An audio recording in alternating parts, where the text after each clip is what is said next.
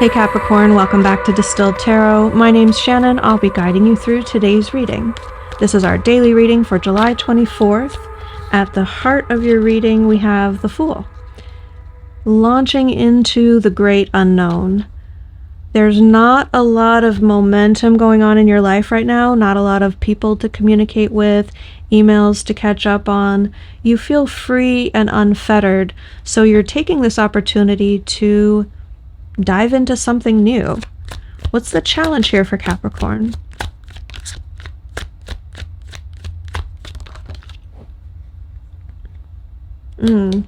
Strength. This is a self-imposed challenge. Interesting. You've seen a gap in the busy season for yourself, and you want to be productive. You want to hone a skill, so you are throwing yourself into a new path, a new course of action, so that you can test your mettle. You know that you will learn a lot along the way, and that's why you want to dive into this path. What are we focused on? High Priestess. This could be a spiritual path. You might be trying to learn a new practice. Some of you are studying Reiki. You might be taking the QHHT course to be a past life regression hypnotherapist. Maybe it's sound healing. There's some sort of modality within the esoteric healing arts that you are wanting to explore and learn more about. Show me the recent past. We have the Six of Swords in reverse, Knight of Wands in reverse at the bottom of the deck. You could be actually fresh off the heels of reconnecting with a real selfish person from your past, someone that you've quote-unquote escaped from. If that's the case, I don't think that they're like dangerous per se. It just feels more like they're no good for you.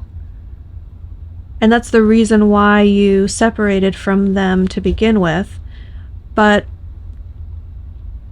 in the recent past, there's this energy of, well, I've got to go back and reconnect with them for some reason. Maybe they have something of yours that you need to collect. It feels like an external reason bringing the two of you back together. Or if it's not you and another person, it could be like, let's say you're applying for a loan or a new job, and you're filling out all of their required information, and they need something about a past job that you don't remember, you don't have in your records. So that requires you to reach back out to a boss that you were like, I quit this job, no notice, I hated it there, and I told them so. I got myself out of there, but I guess now I've got to call up Mr. So-and-so and get that piece of information about where did we get the certification for this thing that's important now in my future. Let's see. The crowning energy is the Six of Cups. You're going to be reveling in so much harmony in your life, where you really put your emotions out there, it will be met in kind. It feels really good. Sometimes, we launch ourselves from the trapeze of life without a net, and we fall and we break our metaphorical legs. This is not one of those times. When you take this leap of faith, the world is going to catch you. People are going to see your way of doing things and really work with the energy that you're putting out there. however that makes sense for your situation. It feels like life is dancing with you. In the near future is things coming together. There's this alchemy occurring because you put yourself out there. Your environment is responding. This is, two things that are seemingly unmixable, with the component of an archangel representing the energy of the divine. Those energies can intermingle and coalesce and become this new thing that it never could have been independently, each thing on its own. It's alchemy, and that leads to some sort of gateway opening because a new thing is created and this harmonious alchemy has occurred. I'm going to say alters the timeline in some ways, what it feels like. I'm getting a real vague notion of being on a path, the path of your life, and then you decide to interact with your environment in this way that we've been discussing, and that creates a little floating ember, like a spark. And then you're in the right place at the right time, and other sparks are in alignment, and they work together, and they start spinning around each other, and just poof, and it becomes something new and bigger. And because of that, your timeline is ooh, adjusting, new happy things, good energy, more energy. Let me work with this. Let me adjust to this. Maybe with bigger, better opportunities. Who knows? Like I said, it's a general reading and a very vague notion, a sense that I'm getting from Spirit about how this is impacting your future. All good things. Very expansive energy.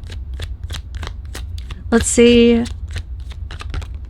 your surprise. Queen of Swords, Queen of Wands at the bottom of the deck. So a lot of feminine, receptive energy, I want to say. In terms of how you are looking at the situation, you're going to see something in your environment that other people don't notice. You're going to be able to infer or notice some detail that other people miss. Now, this might be how I stereotypically interpret the Queen of Swords, as being able to read between the lines. She notices patterns of behavior, micro expressions. It's like her knowledge and savvy allows her to very accurately predict 6 chess moves out in the future. And it's not the same energy as the prediction of the High Priestess, which is more about a gut feeling. This is based on knowledge. It's like being a mentalist versus a magician.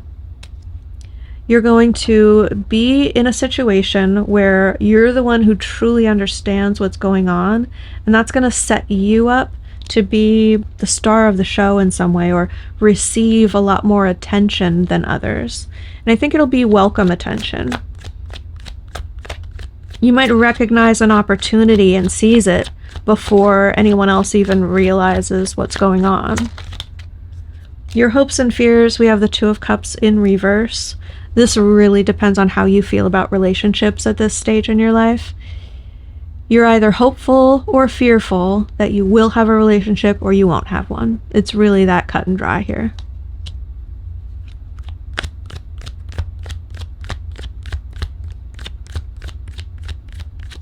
And some of you are like, what do you mean by that? I get these comments a lot. I don't mean to breeze over the topic. Okay, so Two of Cups in reverse, if you really, really want a relationship, is saying you're afraid that you won't have one.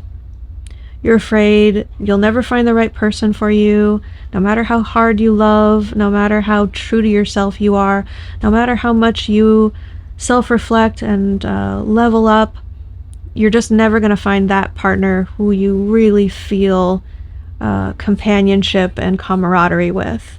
your person. Now, conversely, if you are dead set against relationships and you're really enjoying your solitary existence and all the freedom and independence and sovereignty that comes along with that, then you're afraid that you will get into a relationship, and you're really hopeful that you'll be able to resist, or that the universe isn't going to shoehorn you into like another relationship. You hope you don't get tripped up by that energy, and you feel like that would be a bad use of your time or a waste of your resources. So you're very resistant to that. That's what I mean by, like, it really depends on what your point of view is, how you would interpret that for your situation. Your end result, we have the Hermit.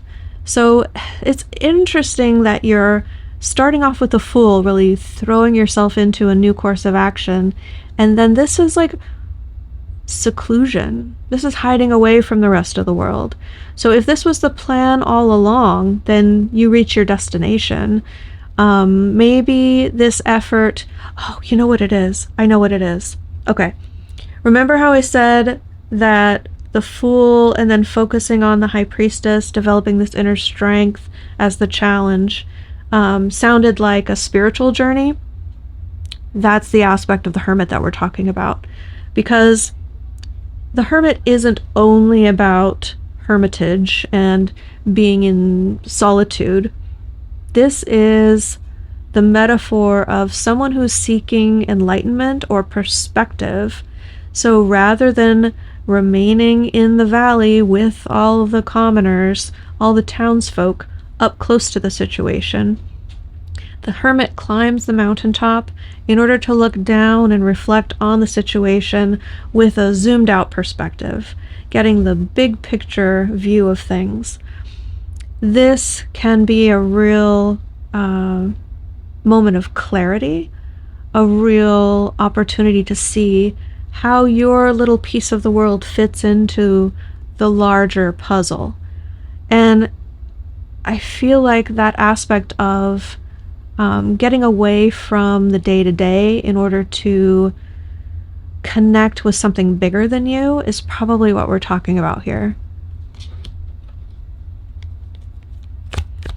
Let's see advice. What advice do we have for Capricorn? The King of Cups. There's clarity here at the bottom of the deck with the Ace of Swords. A big yes from the universe.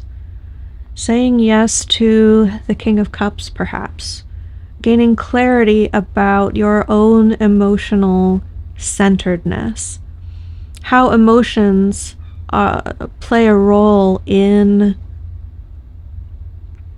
your particular area of study. You know how feelings exist in the body. This could be like sound healing, or you're trying to find where emotions attach to the physical body. Because I'm getting a real sense of